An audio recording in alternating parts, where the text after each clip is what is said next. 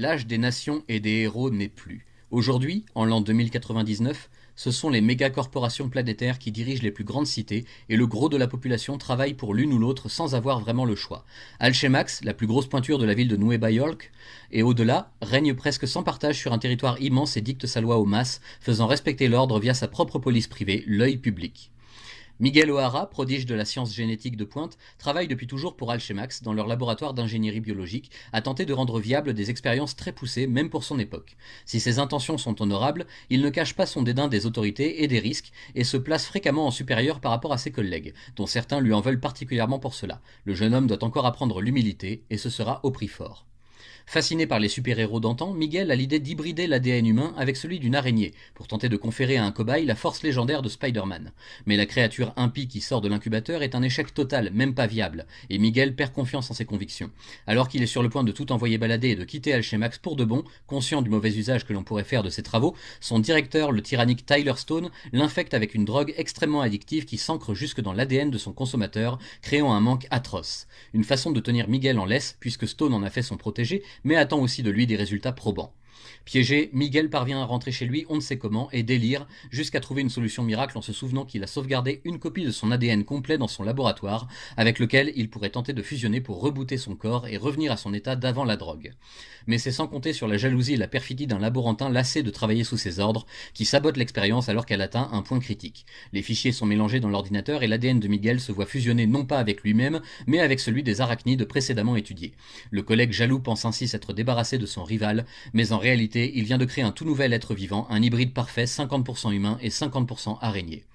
Après un tragique accident alors qu'il tente de s'échapper et de regagner son domicile, Miguel apprend à la dure que ses nouvelles capacités vont s'accompagner d'un certain nombre de responsabilités et surtout de précautions à prendre pour ne pas finir sous les scalpels des scientifiques d'Alchemax. Dans un premier temps, il sera confronté à des trackers, des mercenaires engagés pour retrouver la créature ayant tué un laborantin et détruit le labo de génétique, mais assez vite ses combats vont prendre une tournure bien plus politisée quand il doit trouver temporairement refuge dans les bas-fonds, l'ancienne ville de New York, aujourd'hui mouroir souterrain d'une population aux abois qui n'a même pas la chance de jouir de la vue du ciel, écrasée sous les impressionnants buildings de la société d'en haut.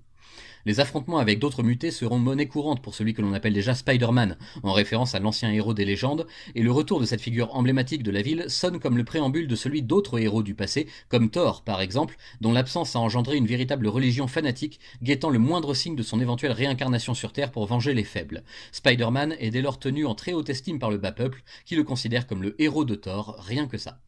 Devenu bien malgré lui figure quasi divine pour certains et terroriste pour les forces de l'ordre et Alchemax, ce Spider-Man de la toute fin du XXIe siècle va devoir composer avec un équilibre vraiment très précaire et tout faire pour préserver son identité secrète ainsi que son niveau de vie, alors que plusieurs de ses proches commencent à avoir de sérieux soupçons à son égard. Heureusement, il peut toujours compter sur des appuis et soutiens fidèles que le hasard placera sur sa route. Hasard, ou destinée d'un héros qui s'ignore, qu'il le veuille ou non, Miguel O'Hara est désormais le seul et unique Spider-Man, et la vie ne sera pas tendre avec lui, comme le veut la tradition.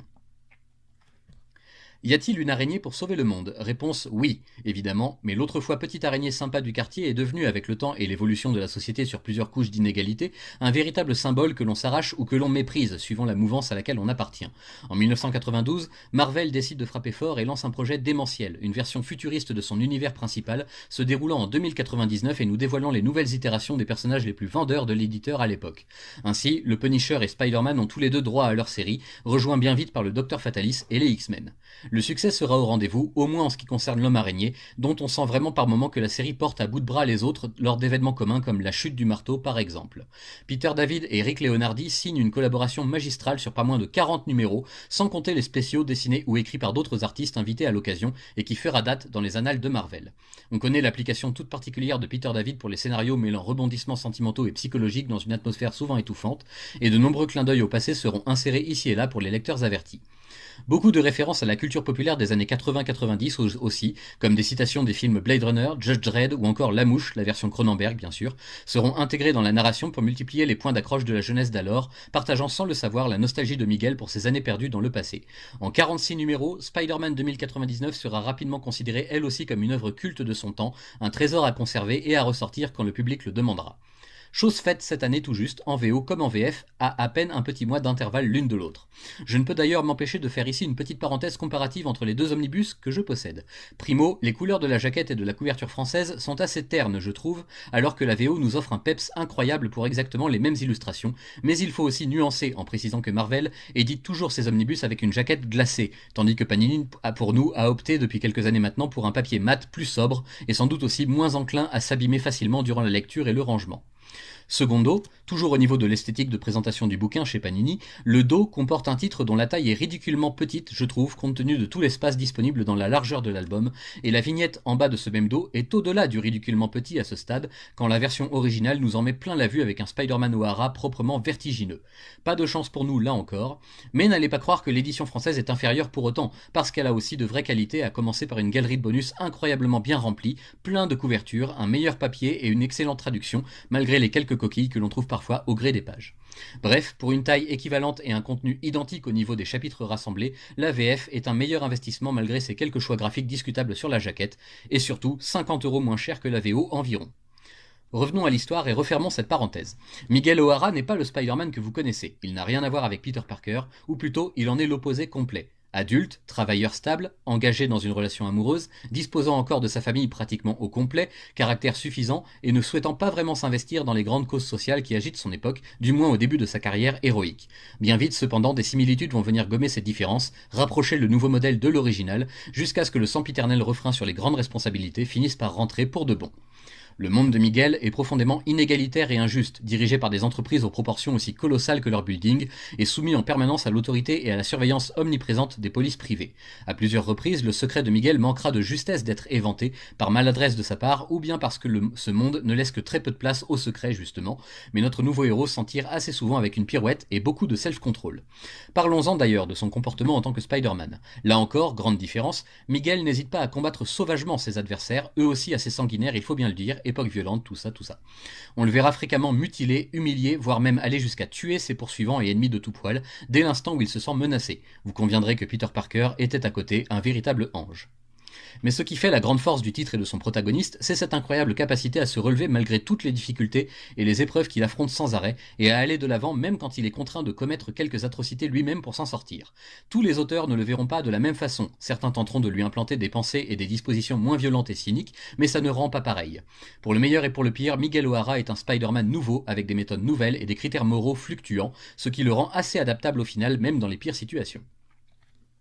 Avant de conclure, je voudrais vous parler du meilleur personnage selon moi de toute cette série, de tout cet omnibus consacré à la première période du Spider-Man de l'an 2099. Pour moi, c'est un coup de cœur. Layla, l'interface holographique qui régit la vie et le fonctionnement de l'appartement de Miguel, ses archives personnelles aussi, et parfois il faut bien le dire, le pousse dans ses retranchements logiques pour qu'il adopte tel ou tel comportement. Layla semble à première vue assez quelconque, un cliché physique d'un certain Star System, emporté par la nostalgie d'une époque révolue, assez cruche aussi, légère et toujours représentée avec une moue et un langage corporel sexy et parfois provoquant. Mais derrière cette façade se dissimule en réalité une véritable petite tragédie sur circuit imprimé, une personnalité en devenir qui se façonne au petit bonheur la chance et qui développe de véritables émotions humaines, chose impensable pour une interface comme elle, ce qui la rend unique et aussitôt adorable. La tendresse qu'elle affecte avec Miguel n'a d'égal que ses éclats de colère et crises de jalousie quand son propriétaire lui fait faux bond ou que son entourage tente de s'en prendre à lui. Layla fait tout son possible pour dissimuler ses sentiments, mais ils transparaissent littéralement de sa personne virtuelle, au point de générer l'une des meilleures sous-intrigues de toute la série à mon sens, qui sera résolue de façon tragique, comme on pouvait s'y attendre.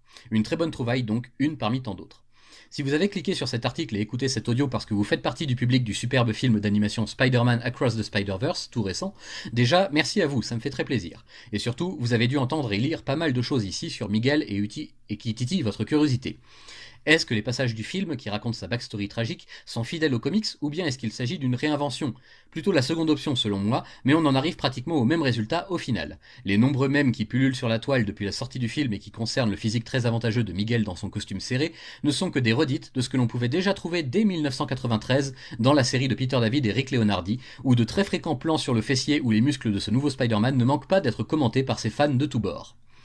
Tout ce que je vous ai raconté jusqu'ici n'est qu'une partie de l'iceberg, un échantillon de tout ce qu'il y a à trouver et à lire et à assimiler dans cet imposant omnibus. Si vous prenez le temps de vous y consacrer, si vous avez environ 20 heures à tuer devant vous, cette lecture intense est idéale et vivement recommandée, ne serait-ce que pour la beauté de la performance. Sachez aussi que dans les années 2010, il y a eu une seconde série Spider-Man 2099, toujours signée Peter David, et faisant revenir Miguel dans les débuts du 21e siècle pour y côtoyer les héros qu'il admirait en son temps futur. Seconde série qui devait faire l'objet d'un second omnibus en VO, mais aux dernières nouvelles, celui-ci a été purement et simplement annulé par Marvel, j'ignore pour quelle raison. Consolez-vous en relisant le Spider-Verse de Dan Slott par exemple, et en priant pour que la Maison des Idées redonne une seconde chance à ce second tome un beau jour. Pour terminer, je voudrais vous demander de remercier Peter David si vous aussi vous avez aimé cette série et ses personnages, parce qu'actuellement l'auteur est dans une très mauvaise passe niveau santé et qu'il a bien besoin de tous les soutiens disponibles partout où ses œuvres sont lues et appréciées à leur juste valeur. Une cagnotte en ligne a été ouverte pour aider sa famille à venir à bout des frais médicaux qui s'accumulent, le système de santé américain étant déjà aussi pourri qu'en 2099.